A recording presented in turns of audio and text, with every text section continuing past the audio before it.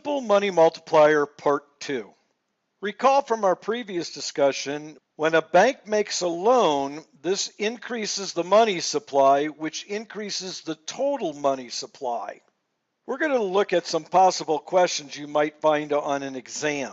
They might ask you, what's the initial change in the money supply if this were the situation? Somebody deposits $100 into their demand deposit. You know that if those excess reserves are lent, then this will increase the money supply. Whenever a loan is made, there will be a change in the money supply. So the initial change in the money supply when this bank makes its first loan or its loan is 90. But then you'll be using what's called the simple money multiplier. The simple money multiplier is to see the change that will occur in the money supply and the change that will occur in the total money supply just because of this $100 cash deposit. So we use the simple money multiplier to figure this out. The simple money multiplier is simple. It is 1 over RR. Since the RR is 10%, we know this is 0.1, and 0.1 goes into 1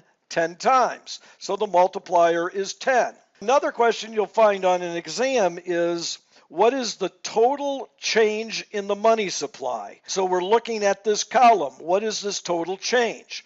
The formula is 1 over RR times the original excess reserves. So this was the original excess reserves. The multiplier is 10. 10 times 90 is 900. So the total change in the money supply is $900.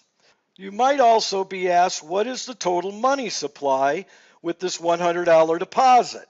To figure that out, you take 1 over RR times the original demand deposit. So the original demand deposit is 100, and you multiply that times 1 over 0.1, so that's 10. 10 times 100 is 1,000. So the total money supply is 1,000 because of that original deposit of $100.